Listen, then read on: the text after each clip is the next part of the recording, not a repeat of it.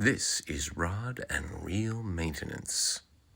So here you can see we have some cork, a coffee grinder, wood glue, sandpaper, and a disposable bowl and spoon. We're going to work on the cork handle and repairing some nicks and chips you might have in your cork handle. Here you can see I'm chopping up the cork into smaller pieces. This is a lot of cork. You really don't need this much cork. I could probably repair 5 or 6 handles with this amount of cork.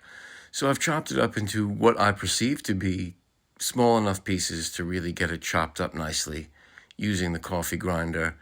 Now, as it turns out, that's probably a lot to put in, and pieces of the cork got stuck under the blade. It started to freeze the motor a little bit, you could say. So gotta dump that out, get those pieces out from underneath the blade, and probably put in a few pieces at a time might be the best idea here. So with just a few pieces, we got a nice grind. We really started to break those little pieces down into smaller bits. You don't want it to be too fine. You don't want it to be really powdery fine at this point. Larger pieces will fill the larger holes in your cork handle. So it's pretty good. We'll grind it up a little bit more. Now give it some shakes, move the cork around, but now shaking it, I'm beginning to smell some burning, like a burning motor. Now earlier it locked up, and I pretty much burnt this out using those larger pieces of cork. So what we're going to do is we're going to empty out that bowl. We're going to empty out these pieces of cork we have ground up so far and get ourselves a new coffee grinder. Now, I use that other coffee grinder for dubbing, so I had ordered another one. I was like, just in case I can't clean it out. I don't want to have too much cork mixed in with my dubbing if I can't get like little bits of cork out. So it's a good thing I had the backup. And I'm chopping up this cork even smaller because we're not going to get it stuck under the blade anymore. You can use a real blender, but that's really a waste of a blender. If you have like a utility grinder like this for dubbing or something else, use it. So again, we got it to not super fine. You want it gritty. It's going to fill in holes in the cork, and you want to have a little bit of texture to your cork filler. So I'm brushing off little bits and pieces and get it all set up in the bowl. All right, so now that we have the cork filler just about ready to go, we're going to put that aside and give our handle a nice inspection. This is my main chip right here. It's quite a divot. You got some scratches along the rest of the handle, but right in here you can see there's even a flap that I'm going to cut out because there's quite a chip out of here. So I'm cutting off that flap, and you could take that cork and grind that up too and throw that in the mix if you want, but just getting rid of that right now. And then we're going to get set up to make our cork filler mixture using the wood glue and using the little bits of cork that we ground up. So we're going to mix in some wood glue to start. You don't want to start off with a lot. It's easier to put more in than it is to take it out. So we're looking for a pasty consistency. Obviously, this hasn't reached that yet. It's still pretty gritty as we mix it around. It's really like going to be a pasty coating that we're going to try to cover as many of the divots and holes that this sized grit, let's say, would fit into. So a couple more drops, we'll call it, squeezes. Let's see how this does. This should be close. Might need a little bit more. I'm kind of pushing it up against the bottom to see how pasty it is, let's say, So a little bit more. It's sticking on the spoon nice, but I'd say we need just a touch more wood glue in there to really get it to the pasty consistency we want. We want to be able to spread it around on the handle, smush it into the little divots and cracks where this size grit will fit. We're gonna sand it down, and then we're gonna get to really filling in smaller cuts and nicks that might turn into issues. That's what you're trying to do. You're just trying to maintain the handle. We're trying to fill in the cracks before they get worse. It's not a beauty pageant, right? So this becomes a bit of a mess as we start to fill them in. So let's get the bowl underneath it. I'm using this work mat, for obvious reasons, but still you don't want to get it too messy. So pushing them in to that little divot where we cut that piece off of, we really know that there's focus on that area, and then we will worry about the other smaller pieces as we go. But this is the main focus, is that larger divot, and smush it in, spread it around. It looks pretty prickly and odd, but that's what you're kind of going for. That's it. Like I said, it's not a beauty pageant. We're really trying just to maintain the cork, prolong the life of the rod and the handle itself, filling in that big hole there. And you can see that's where a majority of that cork filler is on the top. So we're going to let this dry overnight with another handle. And in the meantime, we can clean our reel with some dish soap, a toothbrush, a bowl for soaking, and some lubricant. So here's our reel. This reel gets a lot of use out of me. I use it for guiding. I use it personally quite a bit. This is a nice reel. So I want to try to take care of it. I take it apart, looking to see if there's any sand really stuck in the inside. Pull out this little cog piece. Anything you can remove, you want to try to remove. And then give it the once over. Again, looking for any sand, any grit that's in there, anything stuck in there. It's much cleaner than I thought it was going to be inside. That outside has some sand on it. We saw that. And then going to get the bowl with some water. Pour in a little bit of soap. Mix that up. Get the bubbles going. It really doesn't have to be too soapy, but you do, you want a little bit of soap. Help get that grime off of there, the grease. Even though we're going to be putting more grease on it, basically, you want to get that old grease off that might have grit stuck in and everything. So giving them a soak, kind of trying to get them in. Again, this bowl's a little small, but it's going to do the job. So I'm going to let them soak for like 10 minutes or so. And 10 minutes later, here we are. Give it the once over. Give it a brushing. Get that dirt out of the back right there. That knob, you do not want your drag knob full of dirt. No. So we'll get that cleaned out. Make sure the inside looks good. Really, like I said, I was surprised there wasn't really any dirt in there, but still you want to give it the once over. Make sure it's looking pretty good now. So we can kind of give it a little dip, a little rinse. Take it out and we'll put it aside, let it dry. Take out the other part. Get in there, scrub it out. Not too bad, really not too bad. I thought about getting like a thinner brush and going inside the hole. I really didn't need to.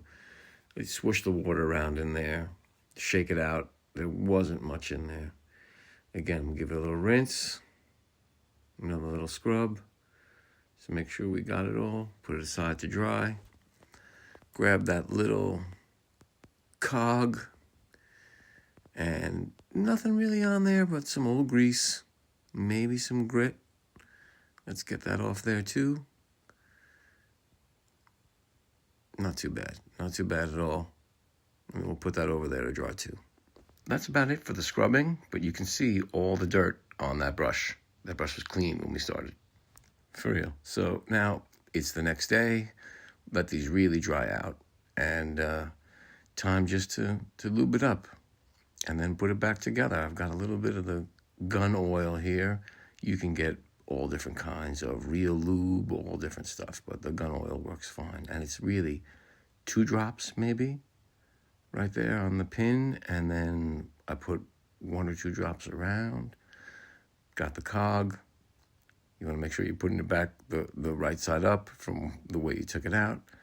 Put that back on, wheels back in, lock it in, and that's it. You're all set, ready to go. So like I said, it's the next day, so it's time for sanding.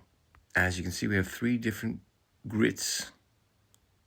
The first grit is the 120, which is a coarser grit sandpaper, and that's what we're going to use to take off the larger nubs. Now you can see all those larger nubs, and we're using this 120 grit sandpaper to just kind of bust off those larger nubs. We're not using it to really sand down the handle.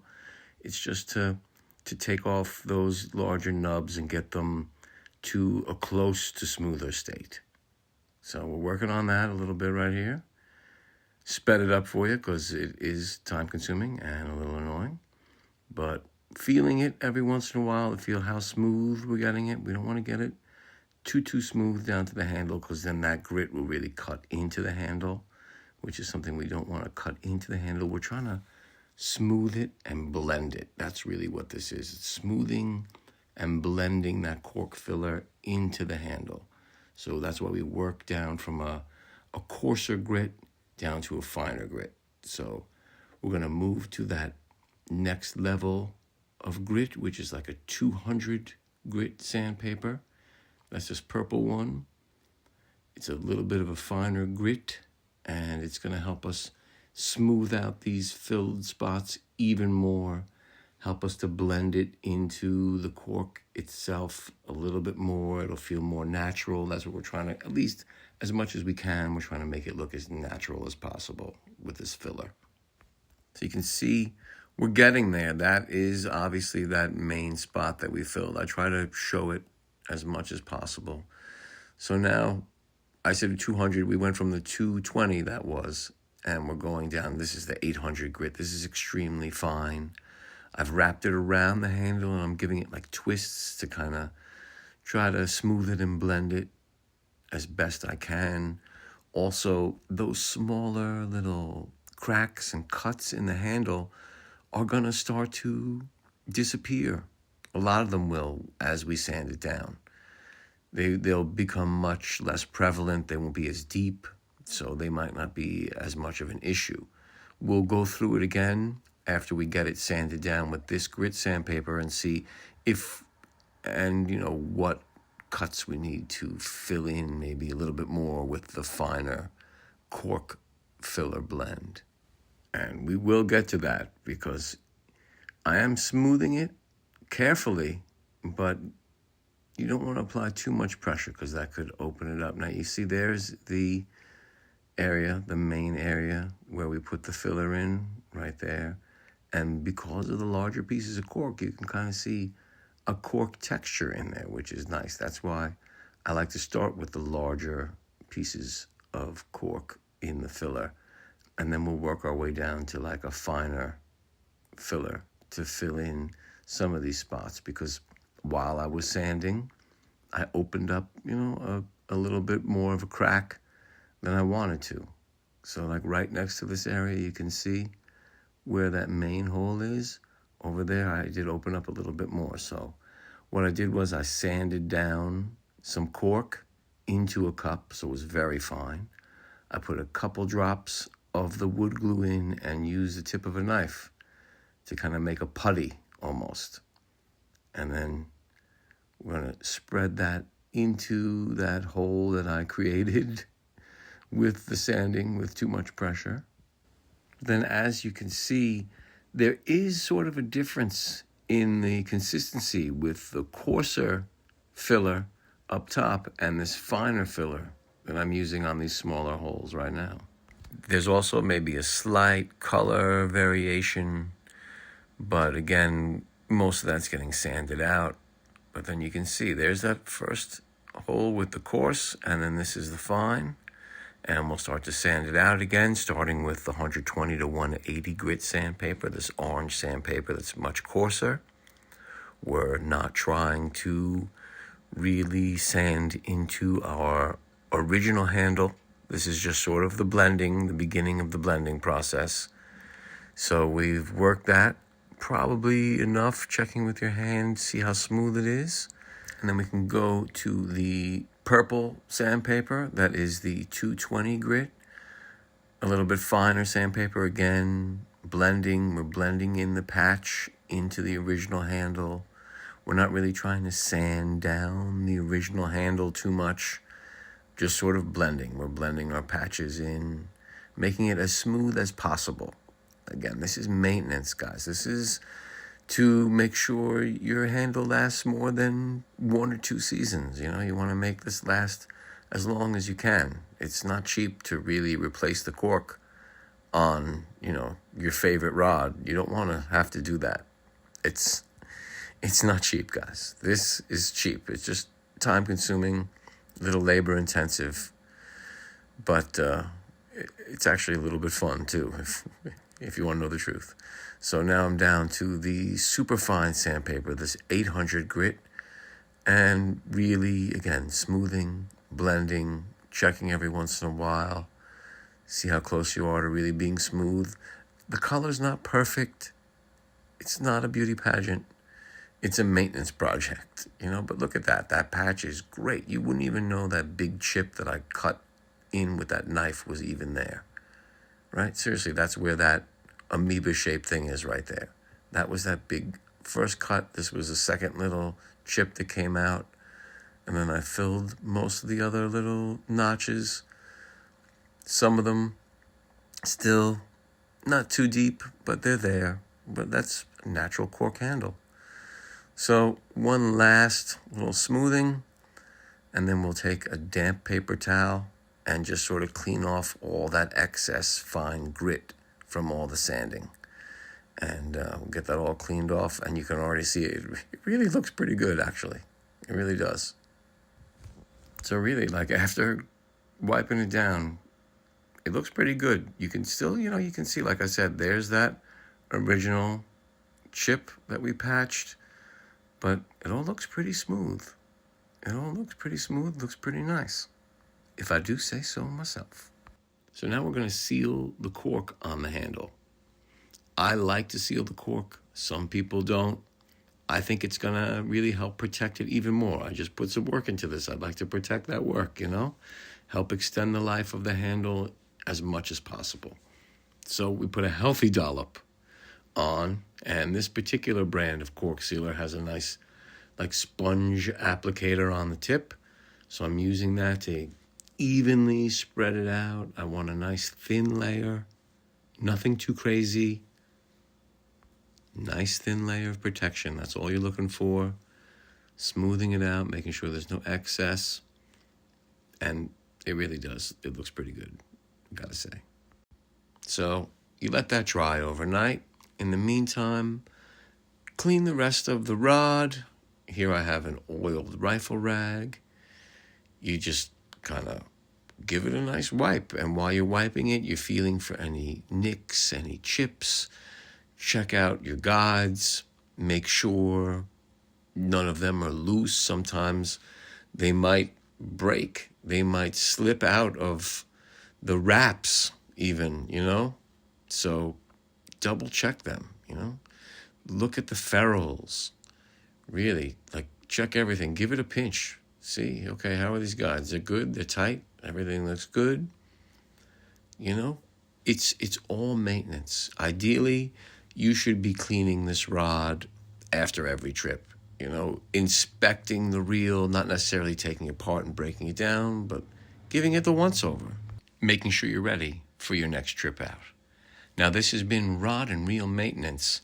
I hope you enjoyed it. Feel free to drop a like and subscribe. And until the next time, stay fly.